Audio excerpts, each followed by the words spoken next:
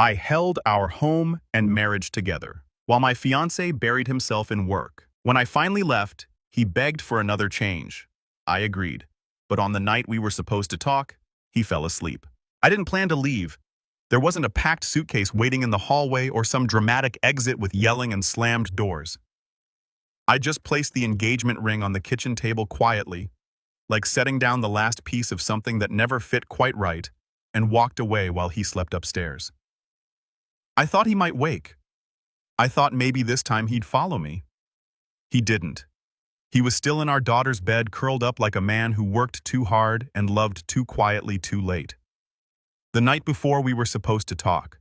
Just one real conversation. One night without excuses, without work emails, without his body falling limp on the couch while I cleaned up after another broken promise. But he didn't come down. No message. No noise. Just sleep. The same sleep that had swallowed him for the past 3 years while I held everything else together. I remember staring at him just for a second.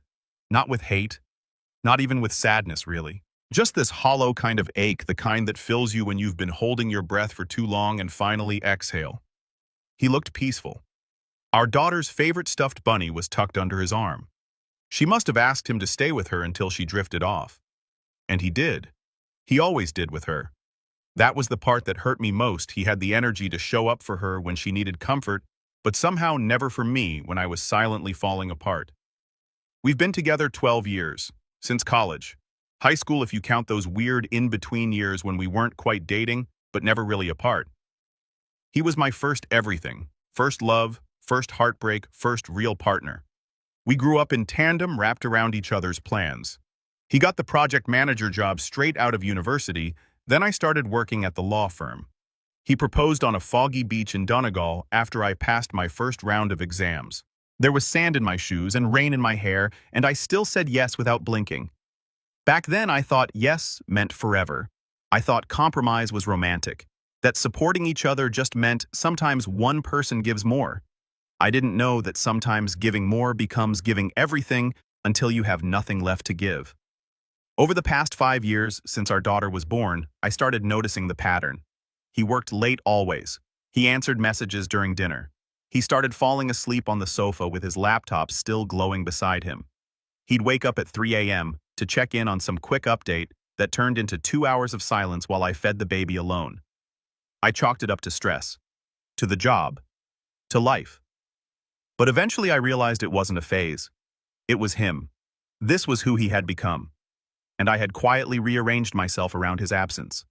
I told myself it was temporary, that he was doing it for us, that the missed dinners and forgotten plans were all going to mean something someday, that one more promotion would finally make him feel secure enough to relax, to be present, to breathe. But promotions came and he just worked harder, said yes more, became the guy everyone at work could count on, because at home he knew I'd pick up the slack. I work full-time. I'm studying for the FE1s. I make dinner, run bath time, sign permission slips, monitor screen time, organize doctor appointments, make birthday party bags, and remember every single goddamn thing he forgets.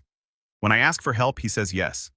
But then he falls asleep, or gets called into something urgent, or forgets. And when I remind him, he says sorry. And when I get angry, he says I'm being unfair. And when I cry, he says I should have told him sooner. As if I hadn't been screaming in soft tones for the past 3 years. I don't hate him. That would be easier, maybe. But I do resent him. And resentment is quieter. It creeps in like damp, curling the edges of everything you used to love. You don't even notice the rot until the structure gives way beneath you. He said he'd change. After I broke down in front of the dishwasher last week, he sent this long message the next morning. Said he sees it now. Said he's been shut down dealing with old trauma and that he wants to go to therapy. He begged for 30 days to prove it to me. I wanted to believe him. God, I did. He even made me coffee twice. He cleaned without being asked. He tucked our daughter in early. But when it mattered, when all I needed was presence, one conversation one night, he fell asleep. Again. So I left the ring. Not with bitterness. Not as a threat. Just as a quiet full stop. I didn't promise anything. I didn't say goodbye. I just decided that I'd had enough of sleeping beside someone who never really woke up. I wish I could say there was one big moment when everything shifted, Something dramatic like cheating or a fight so ugly it split the air in two. But it didn't happen like that. It was quiet, incremental, a slow erosion of things I didn't even realize I was losing until I turned around and couldn't find myself anymore. The truth is, I used to love him with my whole chest. I mean the kind of love that makes you rearrange your life without thinking twice. When we met in school, I was 19 and idealistic and wanted to be a human rights lawyer. He was studying business, smart and low-key funny, the kind of guy who didn't talk much but always knew the right thing to say when it mattered. He once skipped a midterm to drive me home when I got sick. I thought that meant he'd always show up. And for a while he did. Our early years were messy and broke and passionate.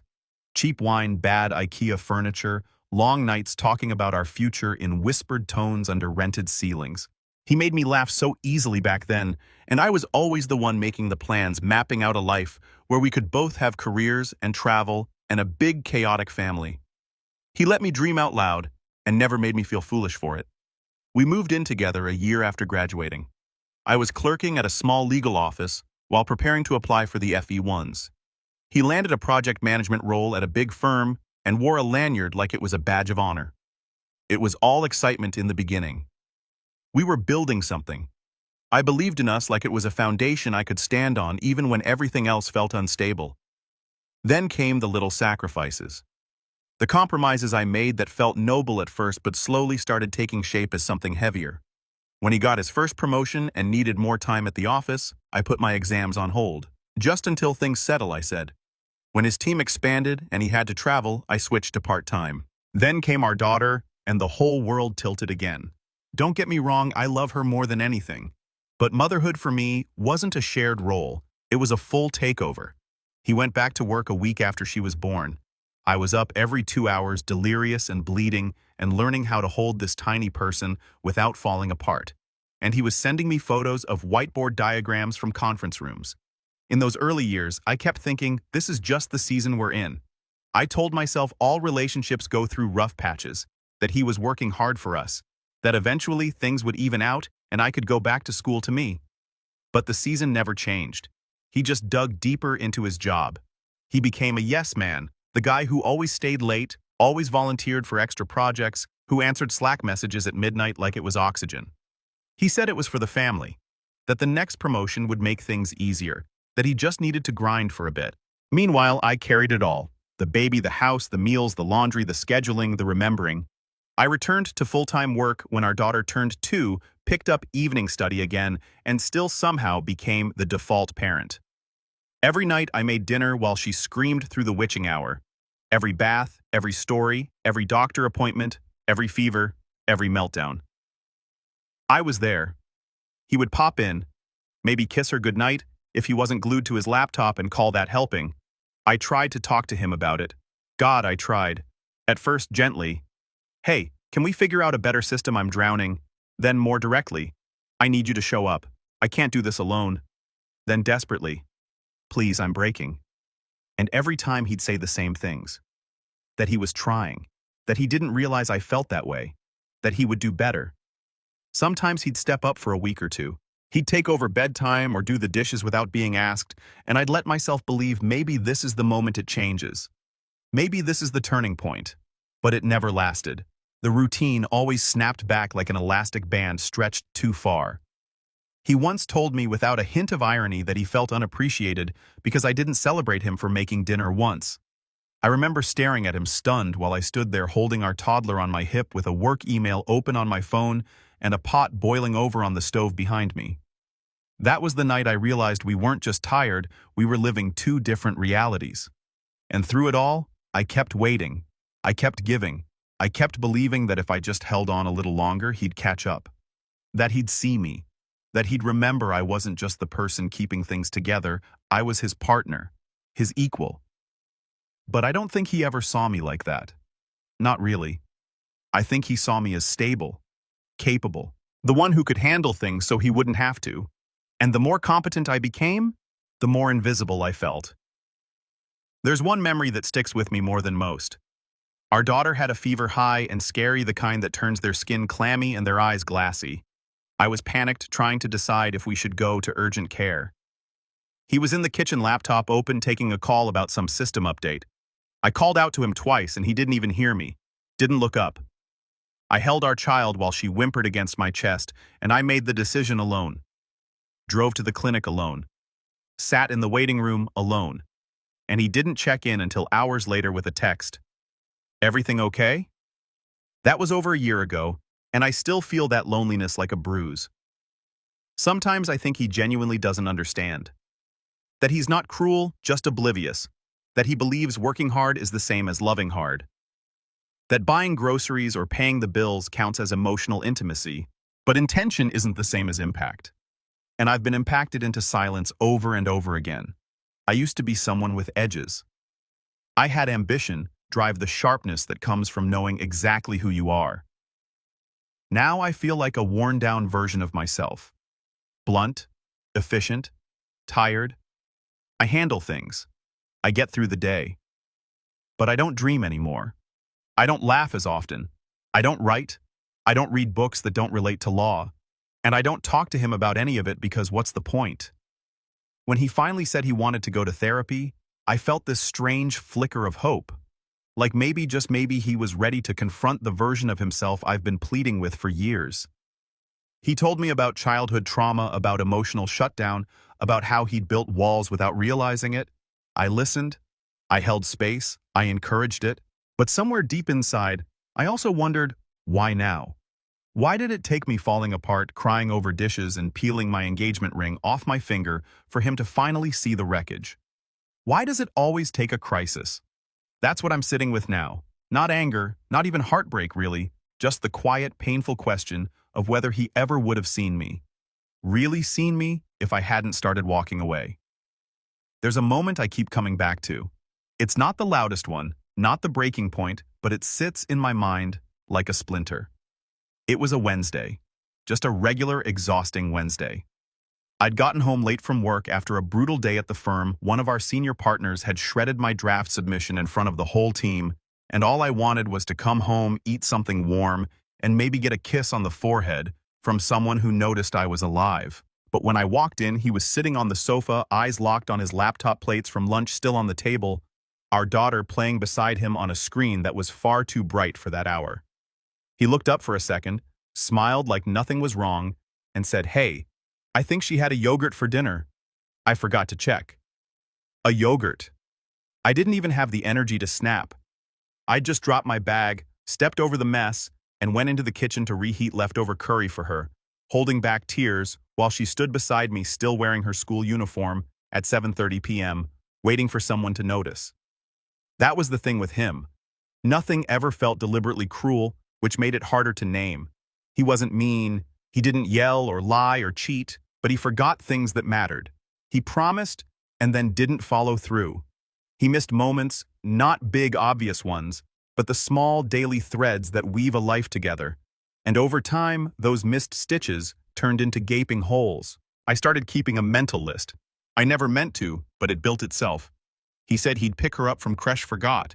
Said he'd help me revise for the ethics exam, fell asleep. Promised to cook on Sunday, ordered takeaway instead, and didn't clean up. Said we'd do a date night, rescheduled 3 times, and then canceled.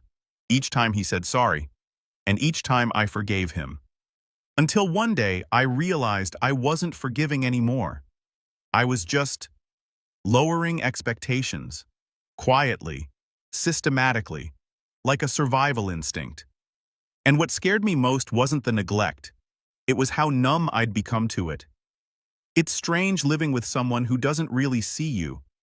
You start to become 2 versions of yourself, the one you show to the world, sharp, organized, capable, and the one that quietly disintegrates in the dark. I don't think he ever met the second one. I kept her hidden even from myself until I couldn't anymore. The shift started slow. I began sleeping with the door slightly ajar. I stopped texting him updates during the day. I quit trying to talk to him at night unless it was necessary. I handled everything and kept my tone neutral, like a competent assistant, not a fiancé. I noticed myself laughing more at work than at home. I started studying in cafes just so I wouldn't have to see the glow of his laptop reflecting in his glasses while I folded laundry in silence. There was one night, weeks before the end, when I got up at 2 a.m. to get painkillers for cramps. I walked past the living room and saw him asleep on the sofa, phone still in his hand, open to a work email. I stood there for a moment just watching him, and I felt nothing. Not sadness, not anger, just emptiness.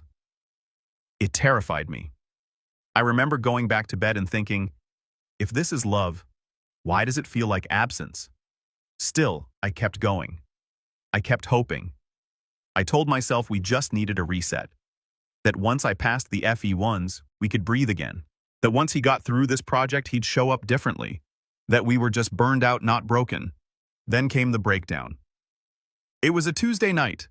I'd worked a 10-hour day, picked up our daughter, helped her with a school project, made dinner, and started a revision module for contract law around 9:00 p.m. He had promised explicitly that morning to do the dishes and put her to bed. I even reminded him with a text in the afternoon. He replied with a thumbs up.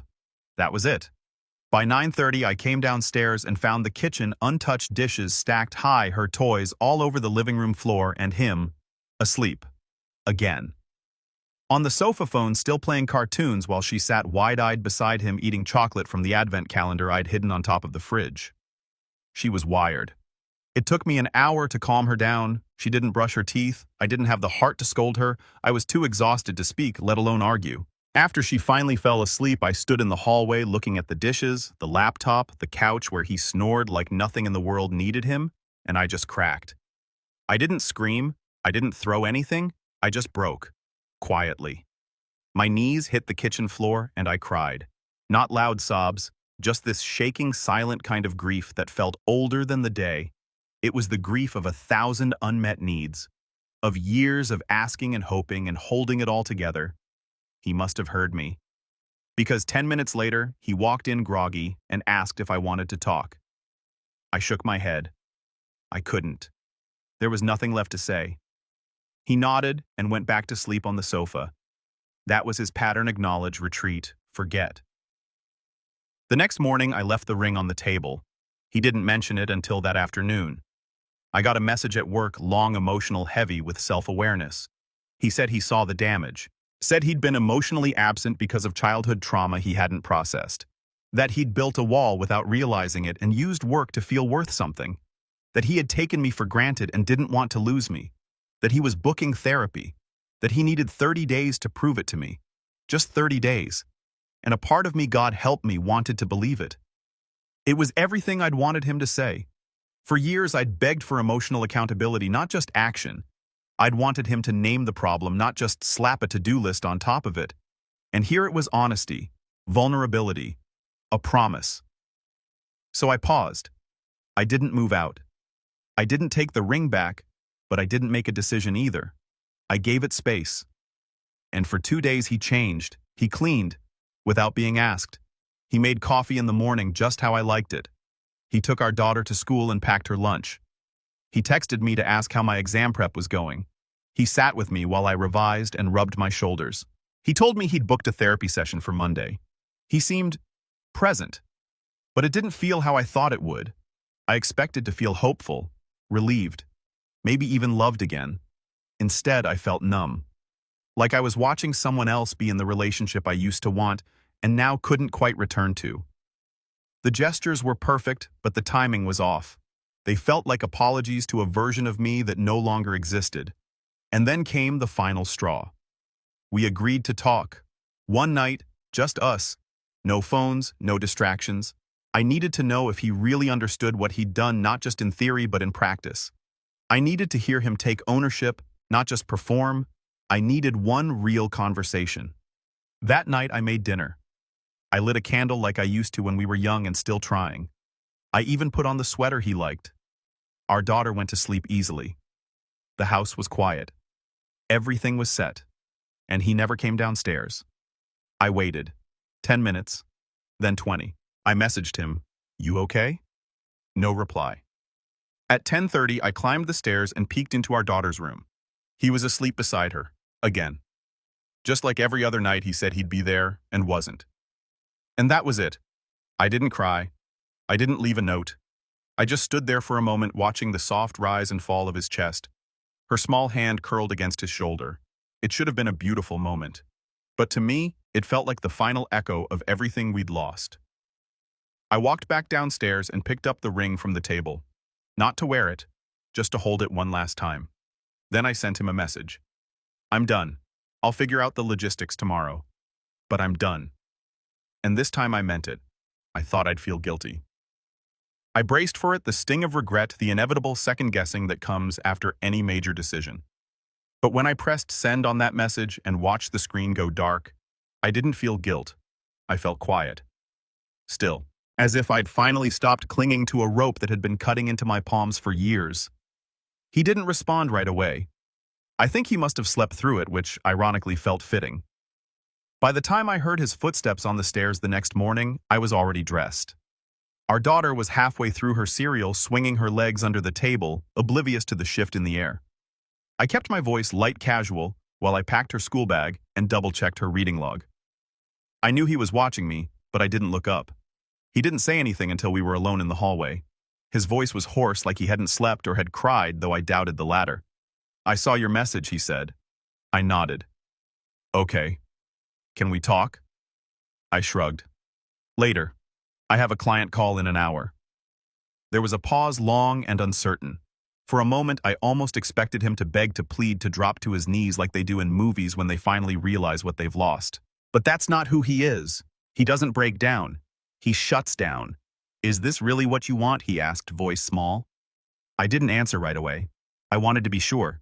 I didn't want to speak from anger because this wasn't anger anymore. This was knowing.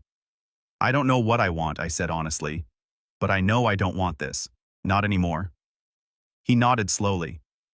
Maybe he thought that meant there was still hope. But what I meant was, I don't want the version of life where I am invisible. I don't want to live in a partnership that only exists on paper and in promises. I don't want to feel alone beside someone who thinks showing up twice cancels out the 1,000 times he didn't. That day passed in a blur. I worked. I answered emails. I ate lunch standing up. I called my sister and asked if I could stay in her guest room for a few days. She said yes before I finished the sentence. I packed one bag. Not everything, just enough to get by. Just enough to say I'm not coming back tonight. Maybe not for a while. He tried to talk again that evening. I let him speak. He apologized again. Said he understood, now really understood. That he was terrified. That losing us had shaken him awake. That the therapy session he booked was still happening and that he'd go regardless of what I decided. He asked me to stay. Just for tonight. Just to talk properly. And I almost did. Because old habits stay.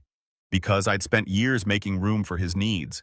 Because I still loved the version of him that used to meet me halfway, the one who made me tea when I was sick and left notes in my textbooks.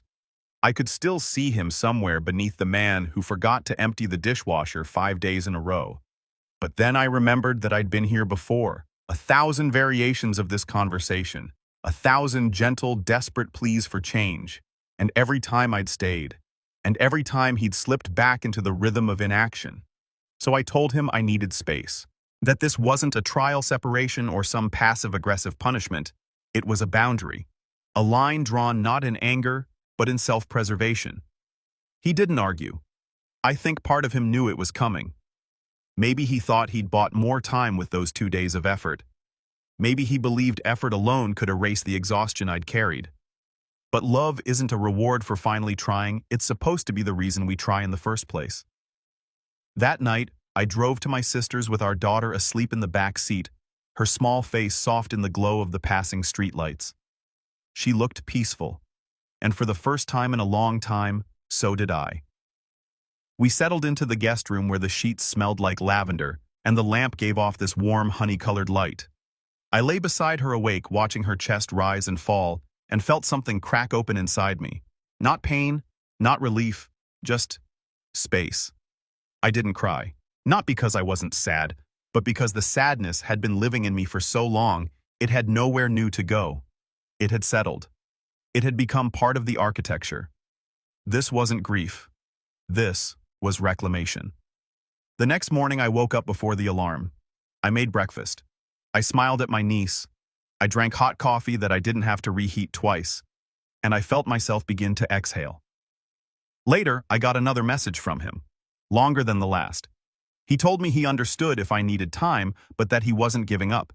He said he'd started journaling, that therapy had been more emotional than expected, that he missed me, that he wanted us to try again, not because he was afraid of being alone, but because he finally realized what he'd been asking me to carry, alone, for too long. I read it twice, 3 times, and I didn't know what to feel, because he was saying all the right things, and maybe he meant them. But I'd been surviving on words for years. I'd been fed promises like breadcrumbs, hoping they'd lead me home. But homes require walls and roofs and foundations, not just apologies scribbled in lowercase. So I didn't reply. Not yet. I just sat on the porch, the sun warming my legs, my daughter laughing inside the house, and let the silence stretch between us. It didn't feel cold. It felt like possibility. It's been 3 weeks now. I still haven't gone back. He keeps texting, sometimes long messages filled with emotion, sometimes short updates about our daughter, sometimes just thinking of you. I respond when it's about her. Otherwise, I don't. Not because I'm trying to punish him, but because I'm trying to listen to the quiet inside me. The part that isn't confused or angry or hopeful. The part that finally feels calm. I watch him from a distance now. He's showing up more for our daughter, for himself, maybe even for the version of me he remembers. He's still going to therapy. He's cut back at work. He even asked to take her to a weekend market alone and brought her back with paint-stained hands and stories about cotton candy and buskers. A year ago, that would have been enough to crack me open again. I would have seen that effort and rushed in arms wide, convinced it meant everything was fixed. But now it just feels separate, like something happening in a life that isn't mine anymore. I've started sleeping better.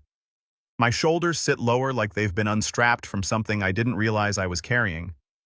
I submitted a sample exam without double-guessing myself. I laugh more. I eat sitting down. I have space in my mind to hear my own thoughts again. Sometimes I miss him.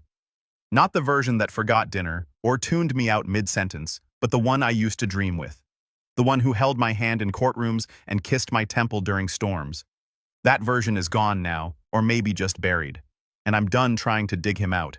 People keep asking if we'll get back together. I don't know how to answer that without betraying either the history or the growth. So I just say, we're figuring it out. And we are. But not as a couple. As 2 people learning how to parent, how to heal, how to separate without ripping the roots out from under our daughter's feet. The ring is still in my purse. I found it last week wedged between a lip balm and a toy dinosaur. I held it for a moment, cold, smooth, familiar. Then I zipped it back inside. Some things don't need ceremony. Some endings don't need noise. They just need to be honored in the silence that follows. And for the first time in a long time, I'm not waiting for him to wake up. I already did.